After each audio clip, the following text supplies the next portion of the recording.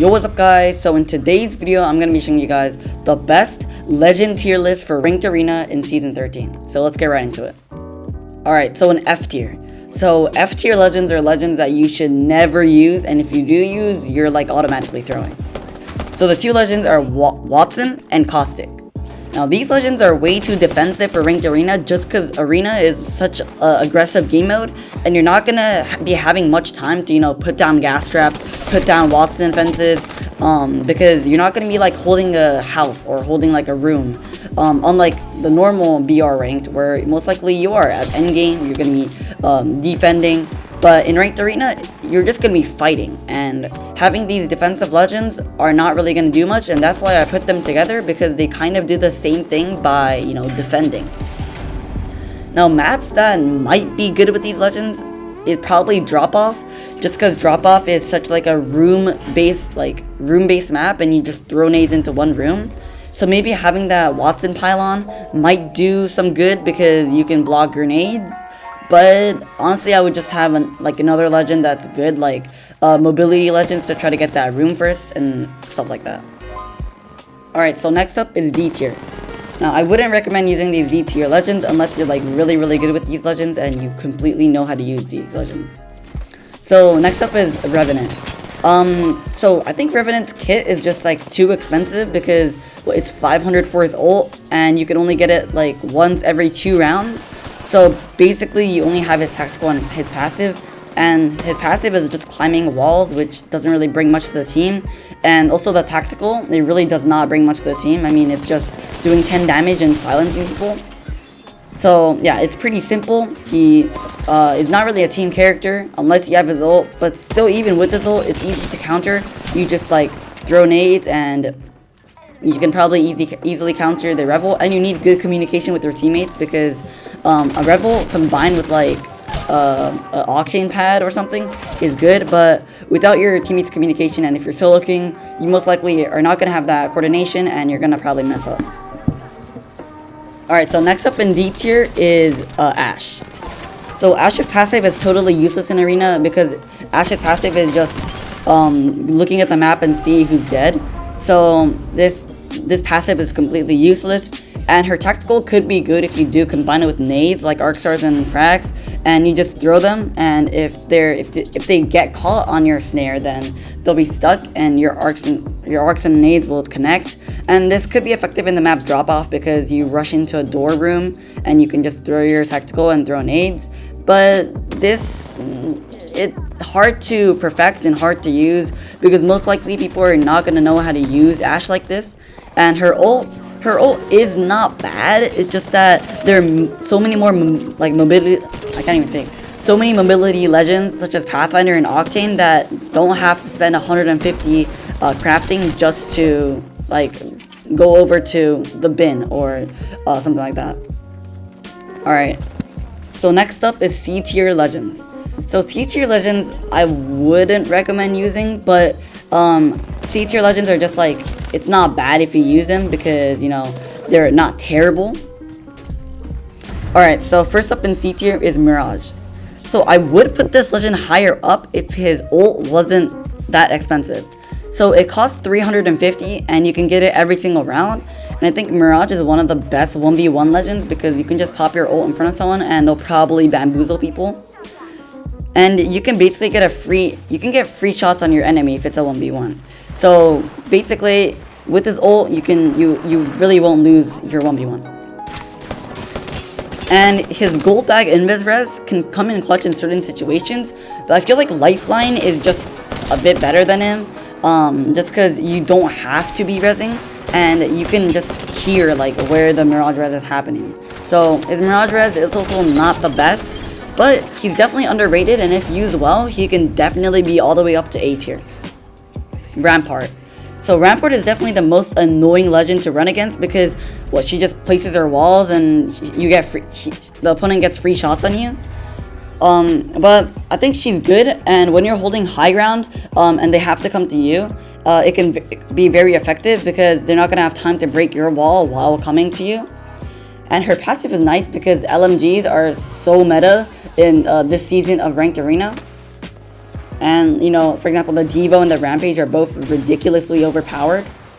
And her minigun, if used well, can be really good. And I know some Rampart mains that can use the ult really, really well. And they can just, like, easily 1v3 with it because it's such a strong ult and it can do so much.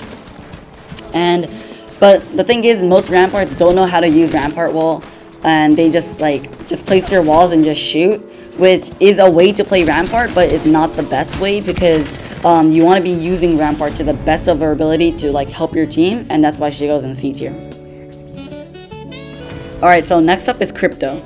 Now Crypto is definitely an interesting legend for sure, and I think some Cryptos might be in his drone the entire game and they'll just be scanning, and the other will, you know, play him like aggressively. Like he'll push, put his drone in a position where, you know, it can't get broken, and in that scenario then you can get infinite scans. And I would say in that situation it would be better than Seer or Bloodhound.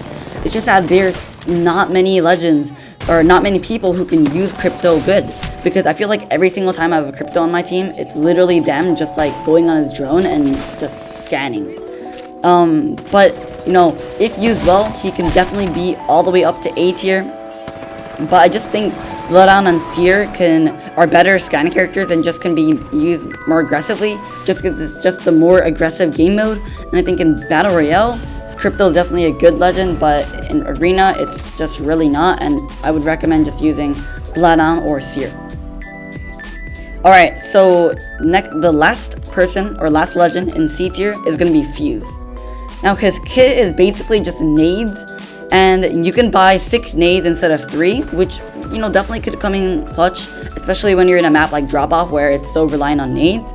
But I feel like other legends bring more to the team. Like, for example, having a Maggie.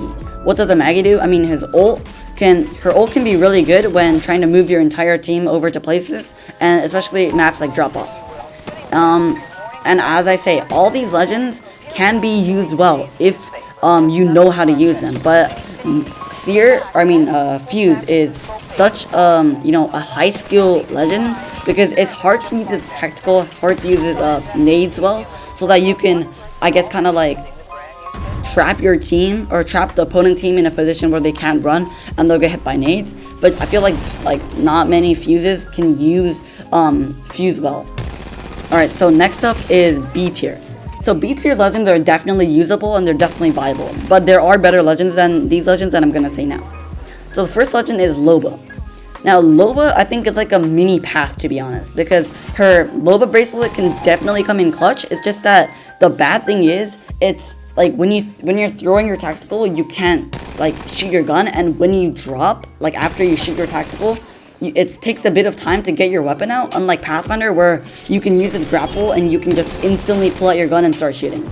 That's one thing that you can't really use Loba aggressively, but I think her tactical is still good for running and still good for getting, like, for example, the mats and the heals on the other side, because you can throw your bracelet over back to where your teammates and the zone side is. So she could definitely be used well.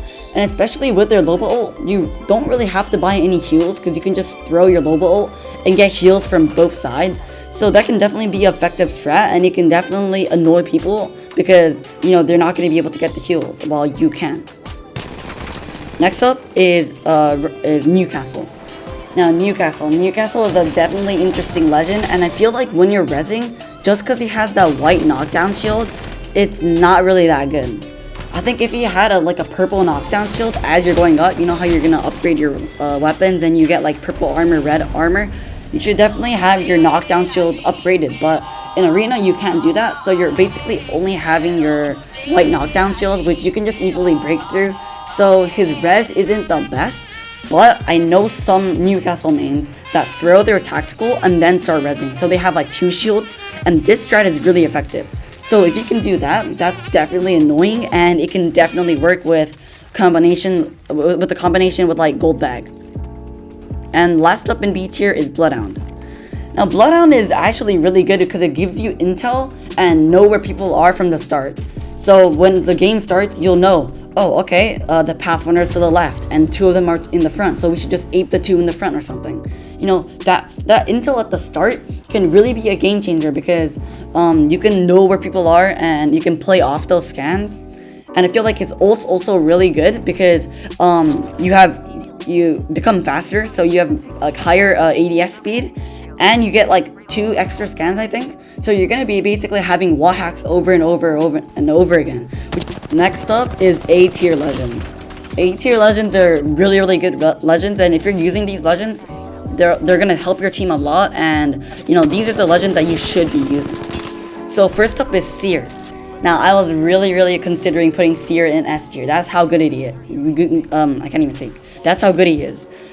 Seer's tactical, it can stop heals, highlight them for 10 seconds, cancel their passive for a second. Like, his tactical does so much. And before, like, season 10, it used to do even more, so he was even more broken.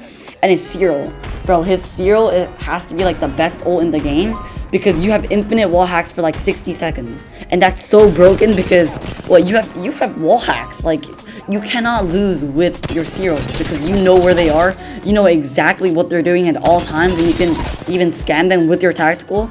Like, Seer is just incredibly broken, I think.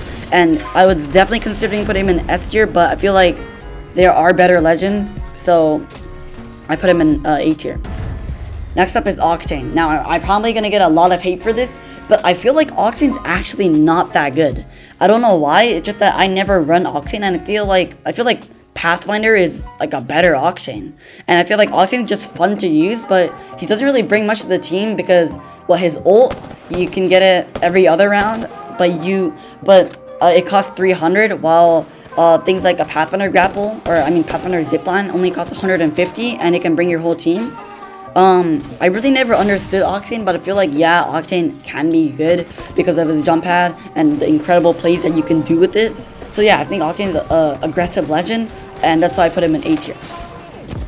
Next up is Valk. Valk is definitely a good legend when it comes to getting high ground and dropping down to low ground, because you have a jetpack. So you can basically just be flying around, going up and down. So you're gonna have a advantage over your enemies when you're taking those 3v3s, because you can get those cheeky angles in high ground.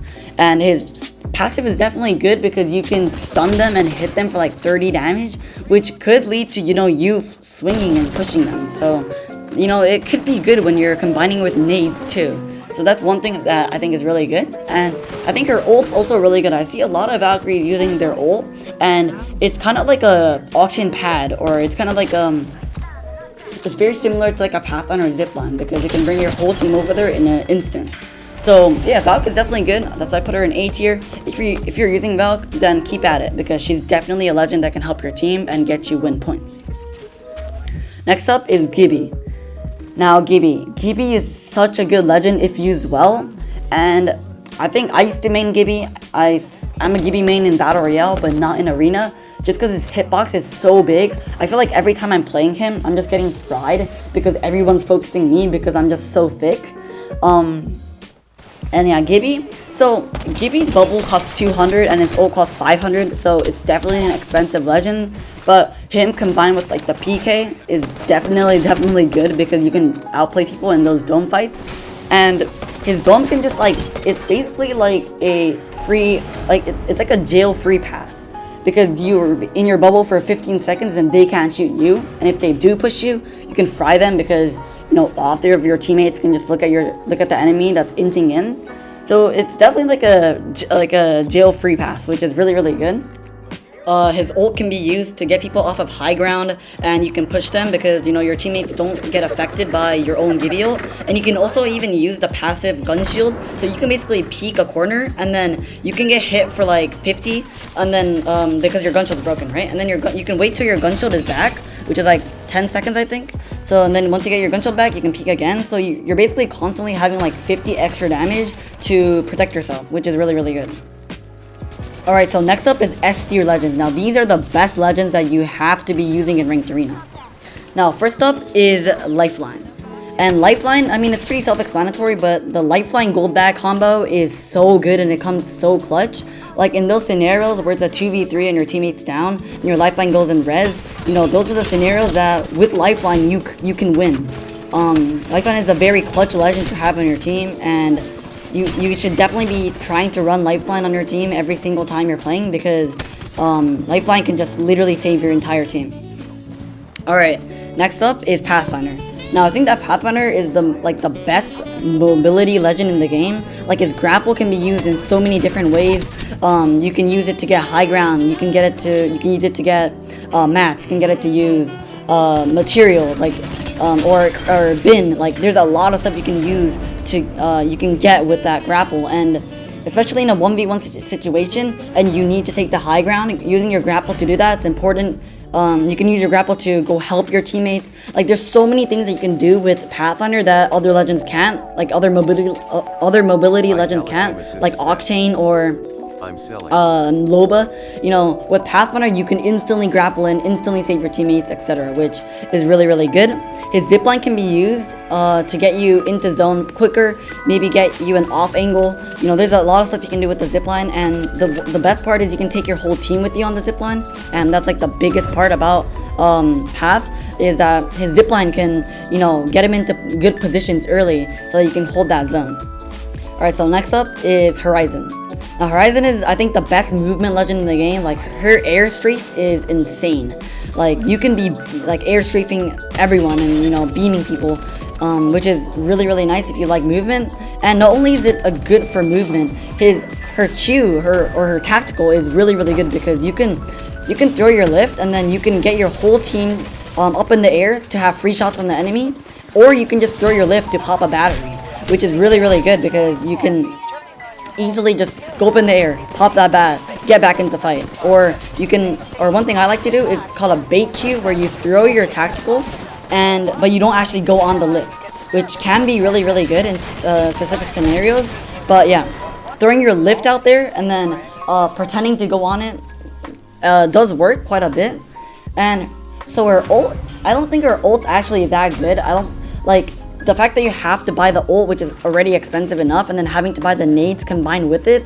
I think it's a bit expensive, to be honest, and I wouldn't recommend buying the ult. But you know, it could be good in the sudden death, you know, late round scenarios where, you know, it becomes end zone and etc, etc, you know. Alright, so next up is Bangalore. Now the only reason why I put Bangalore in S tier is because of her smokes and the digi threats.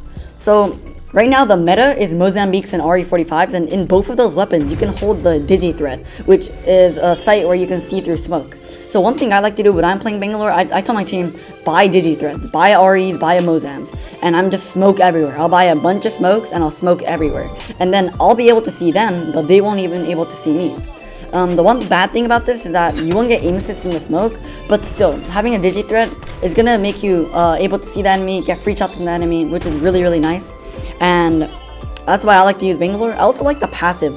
The speed boost can help a lot, especially when you're trying to run from an enemy or when you're trying to push up. It can definitely be handy, and I like her ult too. Her ult's really, really good. The fact that you can easily like throw your ult, get them off a high ground, and how it's such a big area that the ult goes to, it can be very, very clutch in some scenarios. Alright, so last up is Mad Maggie. Now this one's a controversial one because I feel like Maggie is a legend that is good on specific maps, but might not be good on all the maps. Like for example, Drop Off. I think in Drop Off, Maggie is the best legend to use. I made a whole video about her in Drop Off, so check that out if you haven't already. But Maggie's combination with shotguns, especially the Mozambique, is incredible. Like her strafe speed when she's strafing with the Mozambique is so fast. It's so hard to track, and it's incredible. I think her tactical is also nice too, because when people are low behind a wall and they're trying to heal, throw your tactical at them and they're forced to move out or tank the damage, which is incredibly strong, and it can lead to some very clutch situations. Alright, so that finished the video for today. It was a bit long, it went until like 19 minutes, so hope you guys enjoyed the video. If you guys did, be sure to press that subscribe button and that like button, and let me know what you guys want to see later, or in the next video. You guys want to see like a map guide, a legend guide? I'm down to honestly upload anything, because, you know, I really like uploading arena content, and I think you guys like to see arena content too. So leave a like, and I'll see you guys in the next one. See ya.